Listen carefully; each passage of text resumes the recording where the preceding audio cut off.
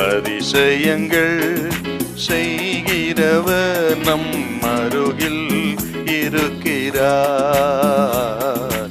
அற்புதங்கள் செய்கிறவர் என்றும் நமக்குள் வசிக்கிறார். ரோமர் 9:21. மிதியிட்ட ஒரே களிமணினாலே குயவன் ஒரு பாத்திரத்தை கனமான காரியத்துக்கும் ஒரு பாத்திரத்தை கனவீனமான காரியத்துக்கும் பண்ணுகிறதற்கு மண்ணின் மேல் அவனுக்கு அதிகாரம் இல்லையோ? பாத்தீங்களா? ஒரு குயவன் களிமண்ணை எடுத்து தண்ணீரை ஊற்றி அதை ஈரப்படுத்தி குழைத்து ஒரு பாத்திரத்தை வணைகிறான். கிறிஸ்தவ வாழ்க்கை அப்படித்தான். எங்கோ கடந்த நம்மை ஆண்டவர் கரத்தில் எடுத்து வசனங்களின் தண்ணீரை ஊற்றி நம்மை நன்றாக மிதித்து உருவாக்கி பரிசுத்த ஆவியை கொடுத்து நம்மை மென்மையாக்குகிறார். அப்படி மென்மையாக்கி எப்படி ஒரு களிமண் பாத்திரமா உருவாக்கப்படுகிறதோ அப்படி தேவன் நம்மை உருவாக்குகிறார். ஆக கிறிஸ்தவ வாழ்க்கையும் அப்படித்தான். ஒரு களிமண்ணை குயவன் உருவாக்குவது போலத்தான்.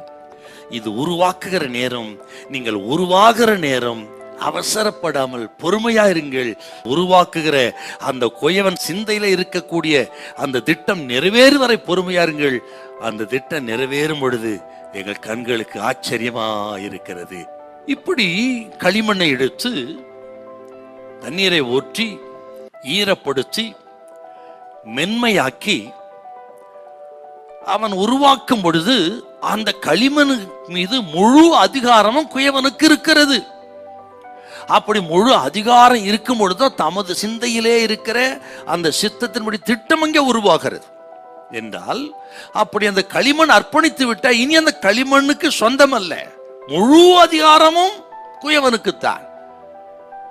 அதே போல் ஒரு கிறிஸ்தவ வாழ்க்கை ரட்சிப்பின் அனுபவத்துக்குள்ள வந்து அர்ப்பணித்து விட்டால் முழு அதிகாரம் அப்பன் இயேசுவின் கரத்திலே இருக்கிறது. அவர் சித்தம் சிந்தை நமது வாழ்க்கையில நிறைவேறும் பொழுது அது ஆச்சரியமா இருக்கும். ஆகவே தான் 1 கொரிந்தியர் 6:19-20 நாம் கிரயத்து கொள்ளப்பட்டவர்கள், நான் நமக்கு சொந்தமானவர்கள் அல்ல. களிமண்ணின் மீது குயவனுக்கு முழு அதிகாரம் இருக்கும் பொழுது களிமண்ணுக்கு எந்த உரிமையும் கிடையாது. அதே போல் எந்த நிலைமையில் சூழ்நிலைந்தாலும் சரி, அவன் நம்ம நல்ல தகப்பன். ஆண்டவர் இயேசு நமது பரம குயவனாய் இருக்கிறார். களிமண்ணை போல நம்ம அர்ப்பணித்து அவர் வழியிலே அவர் செயல்பட விட்டு விடுங்கள். அப்பொழுது நம் வாழ்க்கையில் ஆச்சரியம் நடக்கும், அற்புதம் நடக்கும். நமது வாழ்க்கையே அநேகருக்கு ஒரு சாட்சியா இருக்கும். நமக்கே நமது வாழ்க்கை மகிழ்ச்சியா இருக்கு. அவர் வழியிலே அவர் செயல்படுத்தோம். இது ஏன் அது ஏன் இப்படி இருக்கட்டும் அப்படி ஒன்னும் சொல்ல வேண்டாம். அவர் வழியிலே அவர் செயல்பட விட்டு விடுங்கள். அவர் செயல்படுக்க குறுக்க நிக்காதீங்க. களிமண் குறுக்க நிக்குமா? நிக்காத. குறுக்க நிக்காதீங்க.